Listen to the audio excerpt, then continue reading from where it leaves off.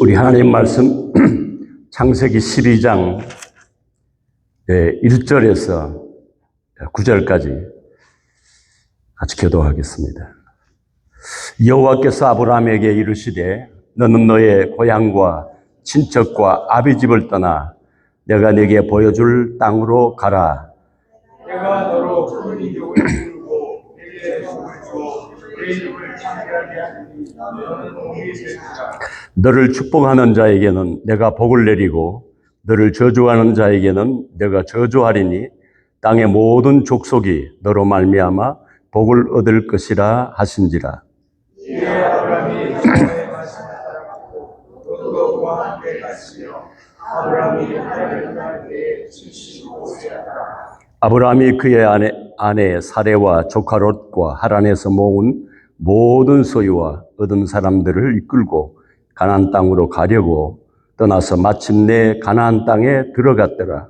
아브라함이 가나안 땅으로 삼십장에 이르니 그때 가나안 사람이 그 땅에 거주하였더라. 여호와께서 아브라함에게 나타나 이르시되 내가 이 땅을 내 자손에게 주리라 하신지라. 자기에게 나타나신 여호와께 그가 그곳에서 제단을 쌓고 거기서 그의 동족산으로 옮겨 장막을 치니 서쪽은 베델이요 동쪽은 아이라. 그가 그곳에서 여호와께 제단을 쌓고 여호와의 이름을 부르더니 같이 읽겠습니다. 점점 남방으로 옮겨갔더라. 아멘. 자리에 앉으시기 바랍니다. 여호와 이레 하나님, 미리 준비하신 하나님, 오늘 한 권사님이 못 오셨는데 지난주에 우리 데이빗을 보내주시더니 반주를 얼마나 잘하는지 여호와 이레 하나님이시구나 그 생각을 또 했습니다. 제가 요즘 저의 모습을 보니까 독거노인이더라고요. 혼자 사는 노인. 그러니까 주변에서 저를 아시는 분들이 목사님 식사를 어떻게 하십니까? 하고 걱정들을 하셨는데 이 고독의 시간이 내게 참 유익한 시간이라는 것을 요즘 제가 많이 느끼고 있습니다. 삶의 본질을 깊이 생각을 하게 되고 신앙의 참 본질이 무엇인지 깊이 생각을 하게 되고 또 80평생 내 삶을 돌아보는 그런 시간도 되고 제 삶에 그 누구에게도 신경 쓰지 않아도 되는 자유함도 있다는 것을 제가 체험하게 되고요. 또 80평생 한 번도 그런 생각을 못 해봤는데 이번에 계속 말씀을 묵상하는 가운데 내가 현대판 바리새인이구나 그런 생각도 들었습니다. 저는 늘 외부에서도 저를 모범생으로 보아왔고 저 스스로도 모범생으로 생각을 했던 것 같아요. 보니까요. 그런데 고린도전서 13장을 다시 묵상하면서 가장 중요한 사랑이 내게 없었구나. 그렇다면 내가 현대판 바리새인이구나. 제가 저희 자녀들에게 또 가족 단톡방에 아빠를 용서해달라고 글을 보냈습니다. 저희 아내에게는 단톡으로 올리기는 그래서 개인톡으로 당신이 50년 동안 이런 칼날 같은 남편과 함께 살아오면서 얼마나 인내하고 참았는지 나를 용서해달라고 그런 글을 보냈습니다. 요나처럼 조금 내 뜻대로 되면은 그저 기뻐하고 또 내 계획대로 안 되면은 쉽게 왜 이럴까 하고 낙심하는 저의 모습도 보게 되었습니다. 하나님께서 나에게 이 고독의 시간을 주신 것이 얼마나 감사한지 제가 새삼스럽게 이 고독의 축복을 생각하는 참 좋은 시간이었습니다. 이렇게 만들려고 해도 어려울 텐데 하나님께서 이렇게 만들어 주신 것에 대해서 참 감사하게 생각을 합니다. 오늘 우리가 함께 읽었던 이 창세기 12장 이 내용은 너무나 많은 설교를 들어서 제가 그 본문 배경 설명할 필요도 없습니다. 하나님께서 아브라함에게 본토 친척 아비 집을 떠나 내가 네게 지시할 땅으로 가라 하고 말씀하셨고, 아브라함은 그 하나님의 지시하신 말씀대로 본토 친척 아비 집을 떠나서 가다가 죽을지도 모르는 많은 부족의 위험을 무릅쓰고 하나님이 가라는 가나안 땅으로 갔습니다. 그 여정은 바로 언약의 여정입니다. 오늘 하나님의 백성들인 우리가 천국을 향해서 가는 여정도 언약의 여정입니다. 하나님의 말씀을 따라가는 여정입니다. 말씀 놓치면 길을 잃어버립니다. 처음 가는 길, 내비게이션 없이 간다면 얼마나 고생하겠습니까? 막막하지요. 저도 내비게이션을 늘 이용하는데 때로는 옆에 앉아있는 사람하고 얘기하다가 중요한 갈림길에서 집중하지 않다가 길을 놓쳐서 고생하는 때가 종종 있었습니다. 우리 언약의 백성이 하나님의 언약에 집중하지 않으면 길을 놓치는데 더 안타까운 것은 내가 지금 길을 놓치고 엉뚱한 길을 가고 있다고 하는 자체를 인식하지 못하는 것이 얼마나 안타까운지 모릅니다. 오늘 창세기에는 이 50장 긴 내용 중에 거의 40장이 이 네 족장에 대한 얘기입니다. 그 왜 네 족장에 대한 얘기를 이렇게 많이 기록했을까요? 이유가 있지 않겠습니까? 거기에는 언약의 여정을 가는 우리들에게 중요한 교훈이 담겨 있기 때문에 이렇게 네 족장의 얘기를 많이 기록하는 것입니다. 오늘 이 네 족장 우리가 알잖아요. 아브라함, 이삭, 야곱, 요셉. 그런데 이 네 족장의 삶을 보면 딱 둘로 나뉩니다. 두 사람을 나눠요. 아브라함과 야곱은 문제만 오면 갈등했던 사람. 문제만 오면은 자기 힘으로 해결하려고 했던 대표적인 사람들입니다. 그런데 이삭과 요셉은 전혀 달랐습니다. 문제가 없는 것이 아니고 문제는 동일하게 왔는데도 그들은 자기들 스스로 그걸 해결하려고 하지 않았습니다. 왜?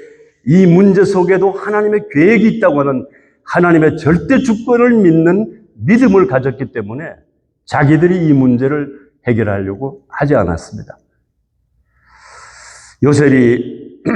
이삭이 우물을 팠는데 긴 설명이 안 필요합니다. 이 사람들에게 우물은 목축업자들이기 때문에 물이 없으면 모든 우양 가축이 죽을 수밖에 없습니다. 떼죽음을 합니다.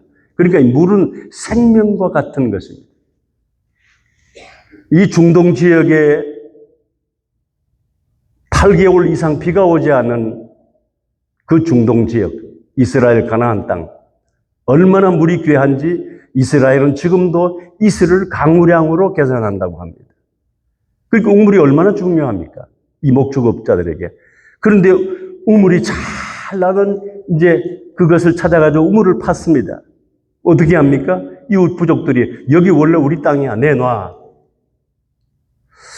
그러면은 싸워서 안 뺏기려고 하는 것이 일반인들의 정상적인 생각이죠. 근데 이삭은 어떻게 했습니까? 싸우지 않았습니다. 양보했습니다. 또 우물을 팠습니다. 또 그 부족들이 또 내놓으라고 합니다. 그러면 또 양보를 했습니다. 중요한 것은 그 다음에 성경의 구절에 보니까 이삭이 농사를 지었는데 하나님께서 100배를 주셨더라. 그럼 누가 다 하겠습니까? 우물을 뺏는 사람들이 이기겠습니까? 하나님의 축복으로 가는 인생이 보장이 있지. 하나님의 축복이 없는 인생이 아무리 노력한들 무슨 보장이 있습니까?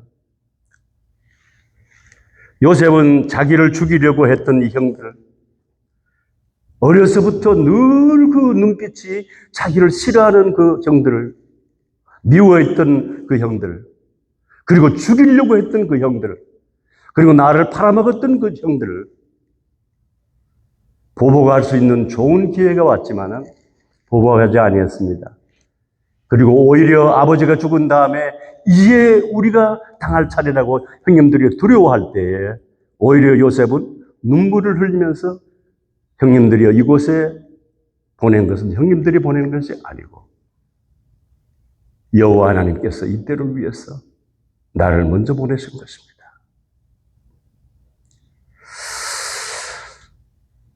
자기를 억울하게 누명을 씌워서 감옥에 가두었던 보디발과 보디발의 아내 보복했다는 것 성경에 기록 없습니다. 그 형님들을 자기를 죽이려고까지 했던 형님들을 그토록 위로하는 거 보면은 보디발을 또 그의 아내를 보복하지 않았다고 봅니다. 성경에 기록은 없지만은 모든 것은 하나님의 주권 안에서 진행되며 문제와 갈등은 하나님의 섭리를 이루어가는 과정으로 보는 것입니다. 오늘 이 자리에 계신 사랑하는 성도님들, 우리가 살아가면서 얼마나 많은 문제에 직면하게 됩니까? 문제를 문제로 보기가 아주 쉽습니다. 그러면 반드시 문제 된다는 걸 기억하셔야 돼요. 이제 성숙한 그리스도인이라면 문제를 문제로 안 볼 수 있어요. 성숙한 그리스도인이라면 이 문제 속에 이 문제를 허락하신 하나님의 이유가 무엇인가? 하나님의 계획이 무엇인가? 3세 2마리 한 아사리온에 팔리는 것도 하나님이 허락지 않으면 안 된다고 했는데 하물며 나에게 이 엄청난 문제를 허락하신 하나님의 이유가 무엇인가? 그것을 찾으려고 하는 자가 성숙한 그리스도인들입니다. 문제를 해결해달라고 애걸복걸하는 자가 아니야. 이 문제를 허락하신, 이 갈등을 허락하신, 이 낭패를 허락하신, 이 실패를 허락하신 하나님의 이유가 분명히 있을 터인데 그 하나님의 이유가 무엇입니까? 그 이유를 내가 알기를 원합니다. 그것이 성숙한 그리스도인들의 기도라고 생각합니다. 오늘 이 네 족장 이야기 우리에게 주는 큰 교훈이 있습니다. 아브라함과 야곱은 문제가 올 때마다 자기들이 그 문제를 해결하려고 다시 말하면 인본주의를 쓴 거예요. 그러면은 반드시 더 큰 문제가 온다는 것을 우리에게 교훈하고 있습니다. 인본주의 내 수단 방법으로 문제를 해결하려고 하는 것은 답이 아니라는 것을 성경은 우리에게 말씀해 주고 있습니다. 아브라함이 살려고 자기 아내를 누이 동생이라고 속였다가 뺏기고 하나님이 다시 회복시켜 주셨지만은 하나님의 절대 주권을 인정하고 내 삶을 그분이 인도하고 계신다는 믿음을 가질 때 모든 것 수용하고 뛰어넘는 그릇이 될 줄로 믿습니다.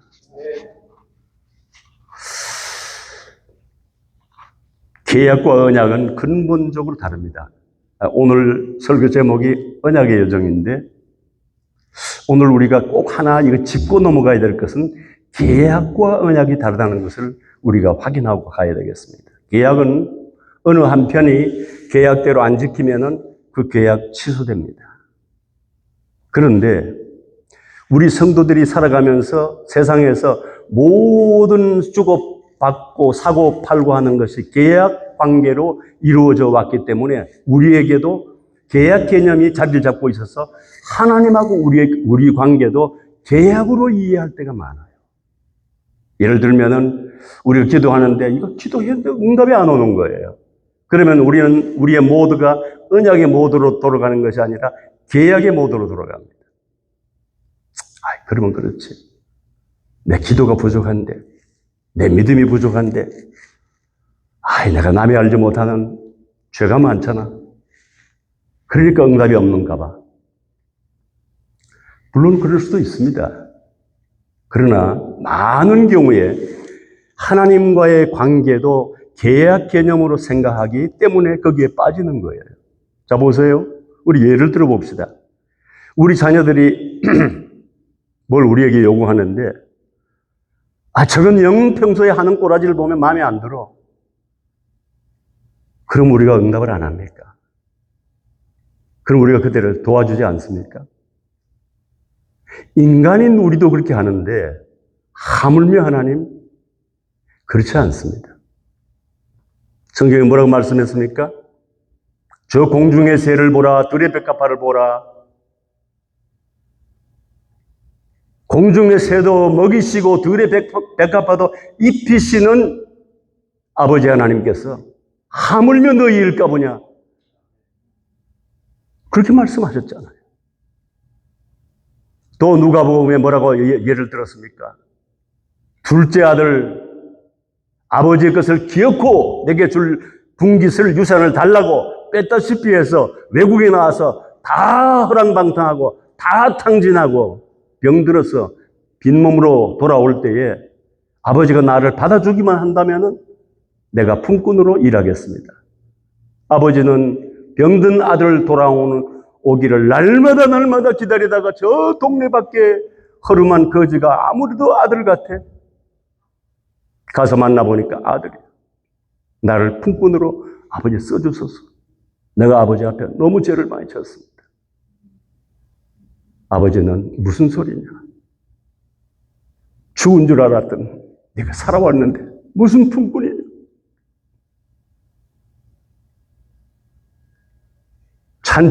큰 잔치를 벌렸던 그 하나님 아버지의 마음을 우리에게 알려주신 말씀이죠. 오늘 목사님 말씀 들어보니까 우리는 하나님 백성인데 그냥 막 살아도 되겠네요. 아브라함은 실수를 했어도 아브라함은 많이 안 믿었어요, 사실은. 이삭도 태어날 걸 안 믿었어요. 그래도 하나님은 하나님 자신의 신실하심 때문에 하나님은 약속을 지키셨습니다. 하나님은 창세전에 우리를 예정하시고 때가 되어서 우리를 부르시고 우리를 의롭게 하시고 우리를 영화롭게 하셨느니라. 구원은 시작부터 마지막까지가 하나님의 절대 주권이지 않습니까? 그럼 구원은 내 때문에 되는 게 아니고 하나님의 작정으로 예정으로 된 것인데 막 살아도 되겠네. 한번 막 살아보세요. 어떻게 되는가. 사랑하는 자에게는 채찍이 있다고 말씀했습니다. 징계가 있다고 말씀했습니다. 그리고 많은 상급과 축복을 놓치게 되죠. 오늘 이 말씀에서 계약과 언약은 근본적으로 다르다는 것을 알아야 됩니다. 내가 똑바로 못 살았으니까, 내가 기도 부족하니까, 그러면 어떻게 됩니까? 스스로 합리화하고 하나님께 더 이상 기대를 안 하는데 문제가 있는 것입니다.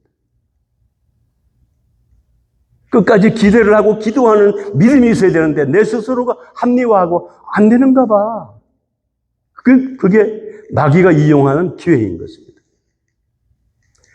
두 번째는 언약의 여정의 필수적인 것은 바로 언약입니다. 아담과 하와 왜 에덴 동산에서 쫓겨났습니까? 이유는 언약 놓친 거예요.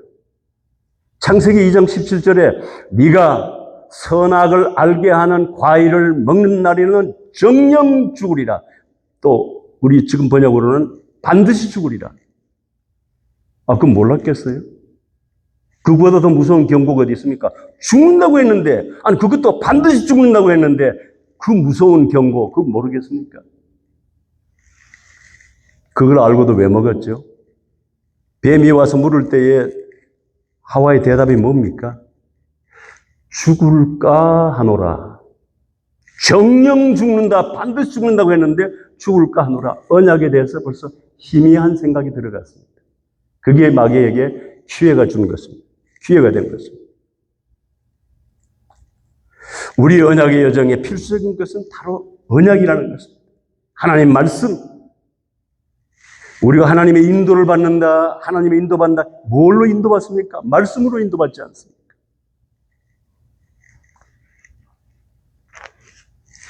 오늘 처음부터 우리에게 언약을 놓치게 하고 언약을 놓치자마자 에덴 동산에서 쫓겨나가는 그런 사건이 언약이 희미해지면 사탄이 튼다는 기회라는 것입니다.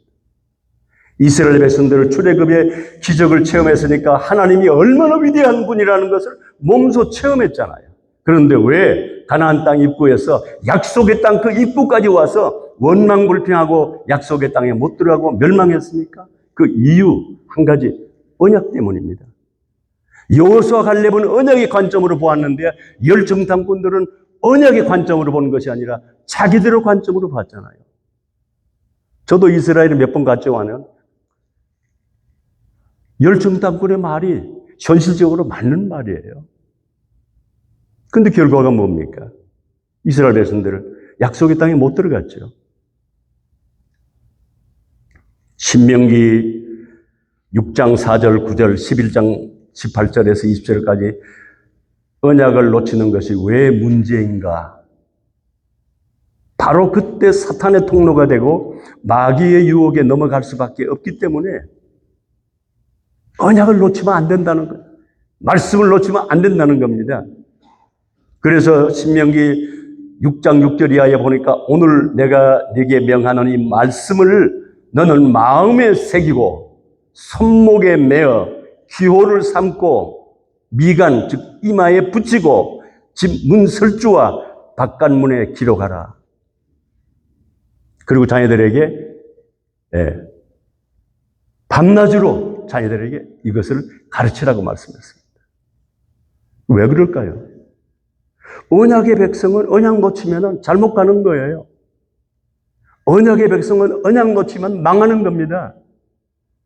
그러니까 이 언약을 이마에도 붙이고 문설주에도 붙이고 문 바깥에도 붙이고 손목에도 메고 들어가든지 나가든지 하나님의 말씀을 접하고 하나님의 말씀이 내게 각인이 되고 하나님 말씀이 내게 사상이 되고 하나님 말씀이 내게 체질이 되도록 말씀을 놓치지 말라는 겁니다. 양떼가 언제 가장 위험합니까? 목자의 음성을 들을 수 없는 위치에 있을 때가 가장 위험한 시간이에요. 여러분들 와일드 애니멀 TV에서 많이 보잖아요.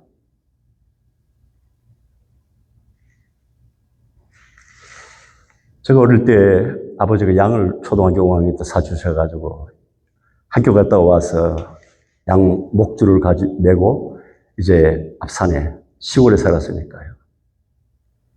그래서 이제 양을 목줄을 풀어줘요. 근데 보니까 양이 계속 내가 어디 있는가를 주시하면서 풀을 뜯어먹더라고요. 아, 나를 계속 주시하는구나. 그래, 내가 한번 숨어봤어요. 양이 지금 계속 나를 주시하면서 풀을 먹으니까 내가 숨었다니까요. 초등학교 5학년 때. 아, 그건 정신이 나갔어요. 주인이 안 보이니까요. 겁이 나가지고 풀도 안 뜯어먹고 날 찾느라고. 우리를 양이라고 했습니다. 그렇지 않습니까? 목자의 음성을 놓치는 시간이 위험한 시간. 목자의 음성이 들리지 않는 장소가 위험한 장소. 저는 이 배닝교회에서 목사님이 참 날마다 그 말씀 묵상하는 거 준비를 많이 하셔야 되거든요. 저도 이거 처음 하는 설교도 아닌데 또 교회마다 다르니까 제가 많이 하나님을 엎드렸다니까요. 근데 매일 그 말씀을, 묵상할 말씀을 그렇게 성도들에게 보내는데, 참 목자의 심정이구나. 준비하는 게 보통 일이 아닌데. 성도들로 하여금 말씀으로 먹여주려고 하는 목자의 심정. 그걸 제가 느낍니다. 여행자의 필수품이 내비게이션이잖아요. 미국 교회에 1년에 3,000교회 이상 문 닫는다고 제가 수년 전에 들었습니다. 어떤 분이 보고를 하는데. 한국 교회도 지금 매년 많은 교회들을 문 닫는다고 합니다. 주일학교가 없어진, 썬데이 스쿨이 없어진 교회들이 많습니다. 이유는 한국 교회가 언제부터 산업화되어서 한국의 경제가 여유가 생기면서 교회가 갈급한 마음이 없어지고, 말씀에 대한 갈급한 마음이 없어지고, 언제부턴가 구역 공가도 없어지고, 언제부터 주일 공가도 없어지고, 말씀을 사모하고 말씀을 공부하는 훈련이 없어지더라고요, 한국 교회가.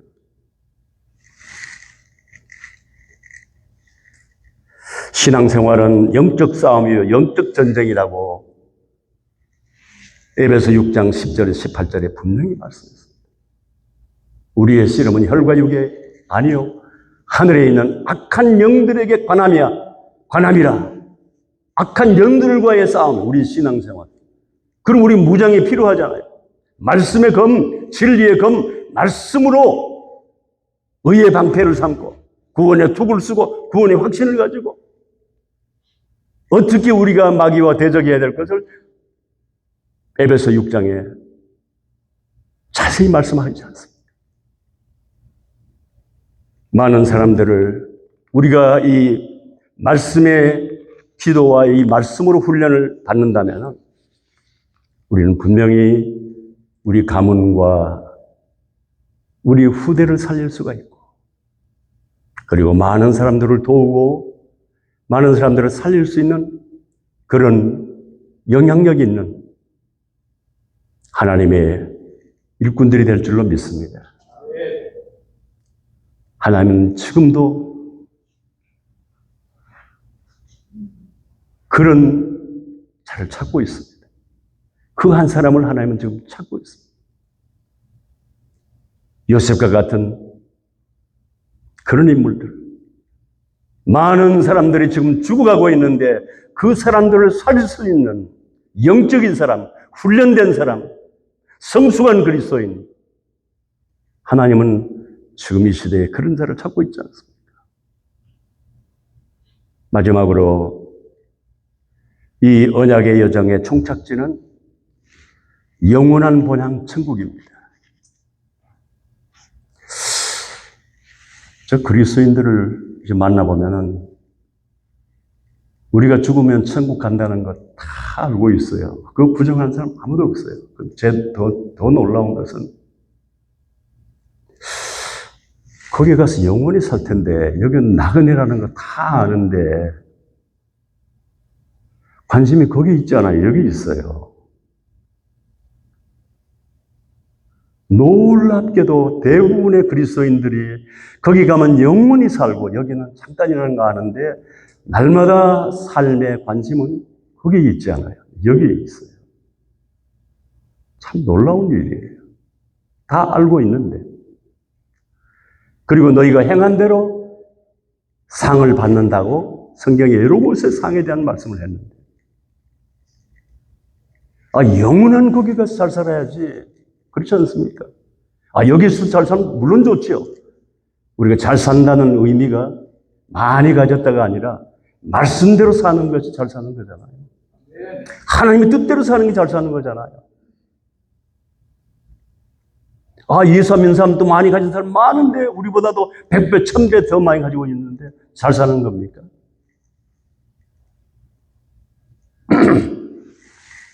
골로새 3장 1, 2절 말씀에 너희가 그리스도와 함께 다시 살리심을 받았으면 위의 것을 찾으라.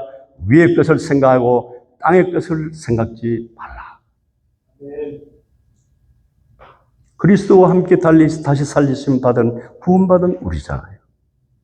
그들에게 삶의 방향에 대해서 분명하게 말씀해 준 것이 골로새 3장 1절 2절 말씀. 너희가 구원받았으면 위의 것을 찾으라. 위의 것을 생각하라. 그리고 땅의 것을 생각지 말라. 우리가 눈만 뜨면 위의 것을 생각합니까? 땅의 것을 생각합니까? 우리가 눈만 뜨면은 천국의 그 상급을 바라보고 삽니까? 우리가 아침에 눈만 뜨면은 오늘 우리가 무슨 일을 하지? 우리가 세상에 무슨 일을 하지? 분명히 구원받은 너희는 위의 것을 찾고 땅의 것을 생각지 말고 위의 것을 생각하라고 말씀했습니다. 육신을 가진 우리가 이 세상을 외면하고 살 수 없습니다.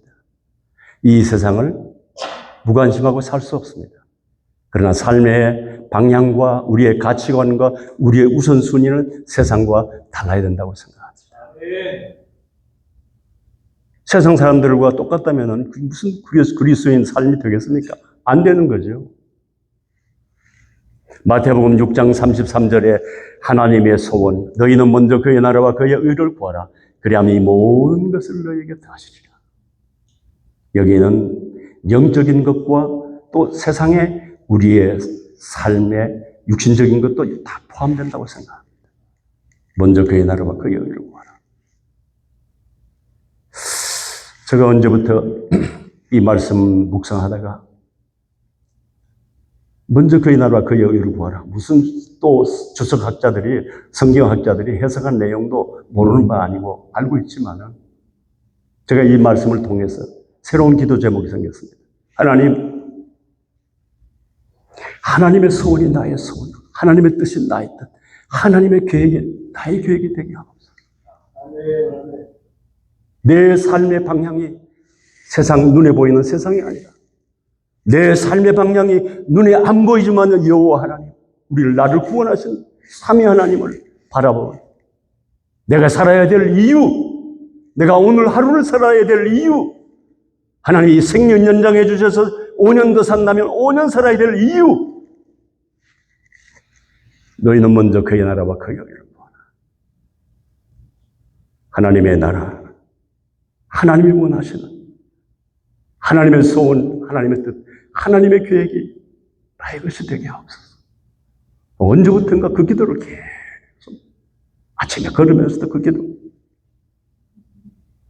개인 예배를 드리면서도 그 기도.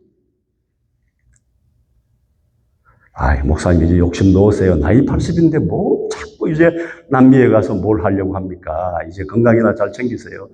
주변에서 저를 아끼는 분들이 다 한결같이 그렇게 말씀하셔요. 그런데 제 마음속에 저는 태어나서 정말 사선을 꼭 죽을 수밖에 없는 것을 서너 번 넘겼거든요. 그건 완전히 죽을 수밖에 없는 환경입니다. 그런데 하나님께서 생명을 연장해 주셨는데, 이렇게 건강 주실 때 할 일만한 세상에 한 영혼이라도 구원하는 일에 쓰임받다가 가야지 하는 그 마음을 놓을 수가 없어요. 지금도 하나님 언제 주실랍니까? 언제 길을 열어주실랍니까? 언제 문을 열어주실랍니까? 언제 사람을 붙여주시겠습니까? 할 일만한 세상, 정말 할 일만한 세상. 오늘 사랑하는 우리 배님 새소망 교회 귀한 성도입니다. 참 우리가 훌륭한 목사님 만나서 귀한 말씀에 훈련하는 거 얼마나 귀한 일이죠. 제가 또 우리 이다희 목사님 개인적으로 제가 몇 차례 만났는데 참 귀한 분이시더라고요. 만나보니까 참 좋으신 분이었어요. 제가 짧은 기간이지만은 참 배님교회, 하나님이 붙여주신 교회 성도님들 참 양육하지 못한 잘못이 제게 있습니다. 그런 고백도 하시더라고요. 너무 귀한 분들이라는 거예요. 오늘 비록 이 자리에 많지 않은 소수이지만 일당백 한 사람이 100을 감당하는 하나님이 보실 때 내 사랑하는 아들, 내 사랑하는 딸, 내 기뻐하는 딸. 나는 너희로 인해서 내가 기쁨을 얻는다. 나는 내가 너희로 인해서 내가 영광을 받는다.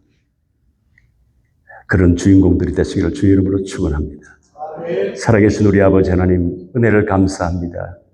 오늘 참 귀한 하나님의 자녀들이 모인 곳에 부족한 종의 주의 말씀을 증거했습니다. 언약의 여정을 가는 우리들에게 가장 필수적인 것은 언약인데, 이 언약이 우리의 삶의 목표요, 방향이요, 이것이 이 하나님의 약속의 말씀이 우리의 체질이 되고 사상이 되고 우리의 삶이 될 수 있도록 우리를 날마다 말씀으로 훈련하시고 기도로 훈련하시고 새롭게 되어지고 변화가 되어지는 역사가 있게 하여 주시옵소서. 우리의 달려갈 길을 마치고 영원한 천국, 하나님이 예비한 가나안 땅 천국에 들어갈 때에 그날이 부끄러운 날이 아니요 황당한 날이 아니요 영광스러운 순간이 될 수 있도록 이 땅에 사는 하루하루가 하나님 기뻐하는 삶을 살게 하옵소서. 세우신 귀한 목사님들 하나님께서 늘 성령으로 충만케 하시고 말씀으로 충만케 하시고 함께 교회를 세워가는 귀한 장로님들과 권사님들과 모든 우리 제직원들에게 하나님의 은혜와 성령으로 말씀으로 충만케 하옵소서. 이 교회를 통해서 이루고자 하시는 하나님의 계획이 성취되어지는 은혜가 있게 해 주시옵소서. 우리 주 예수 그리스도의 이름으로 기도하옵나이다. 아멘.